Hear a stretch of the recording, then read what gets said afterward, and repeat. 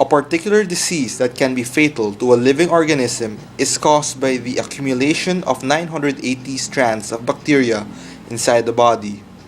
No fever can be found as a symptom to the disease. A person then became infected, and it was found that the rate the bacteria spreads is proportional to the exponential growth.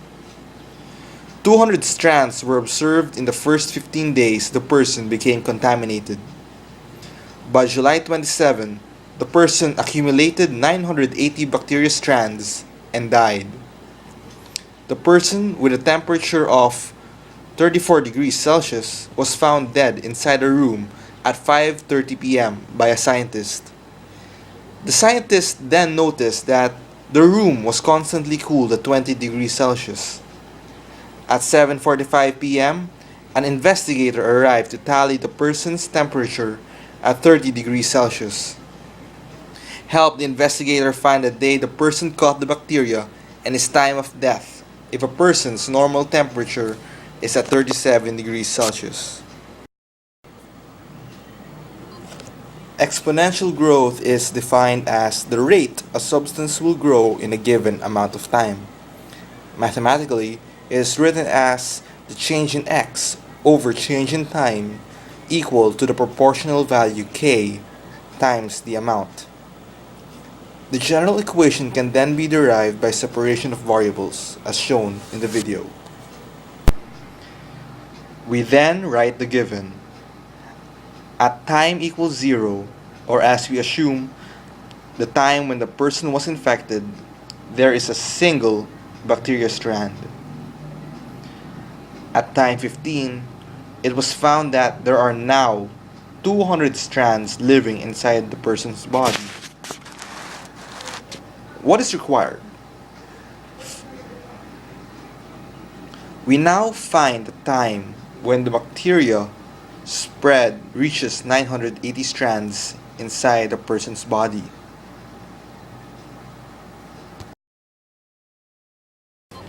On to our solution. We previously saw that the derivation for the general equation for exponential growth as ln x equals negative kt.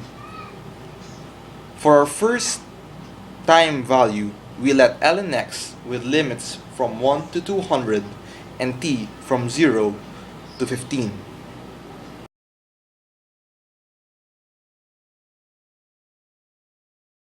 For our second data, we find ln x with limits from 1 to 980 and t from 0 to variable t. It is important to note that the time values are with their own respective amount values x. We then solve as one would with definite integrals. For our first time data, we obtain ln 200 equals negative k15.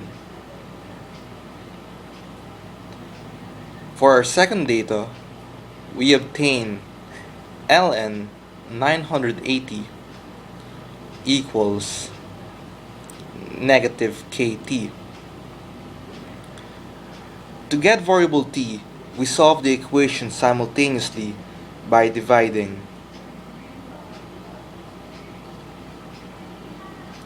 We get the final equation ln 200 divided by ln 980 equals 15 over t.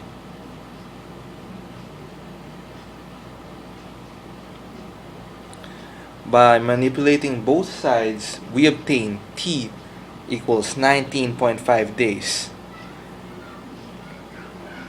In a sense, by July 27, the person accumulated the virus 19.5 days before July 27.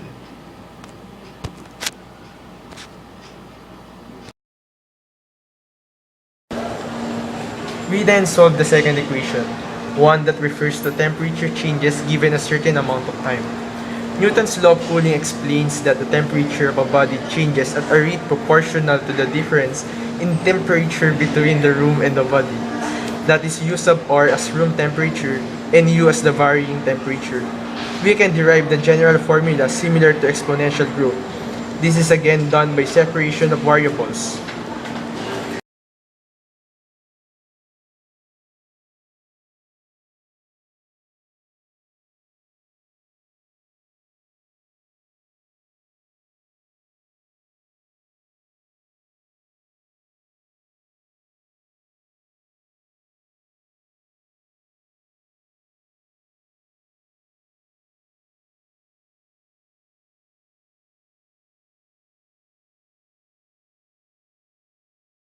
This question is best solved by drawing a sketch or timeline where we can see the changing temperature as time passes.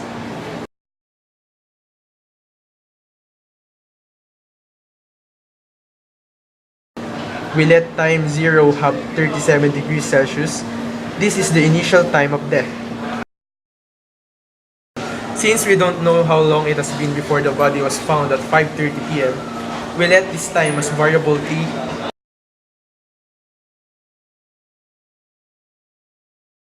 to 25 hours after being found, or at 7:45 p.m., the body was noted to have a temperature reading of 30 degrees Celsius.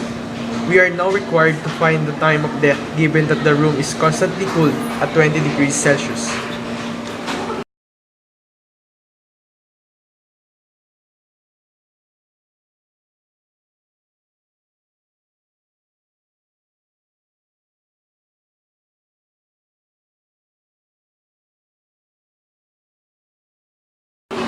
We then solve. First, we obtain ln u minus u sub r with limits 37 to 34 equal to negative kt with limits 0 to t.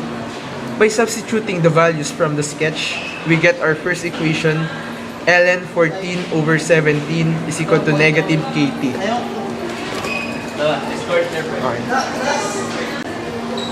Second, we obtain ln u minus 20 with limits 34 to 30 equal to negative kt with limits variable t to t plus 2.25. Again, by simplifying, we get equation 2 as ln 20 over 13 minus negative k quantity 2.25.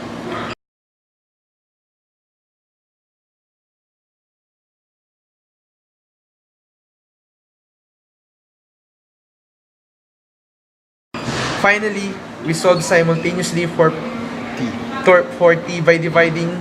We get t is equal to 1.3 hours. Hence, the person died 1.3 hours before 5:30 p.m.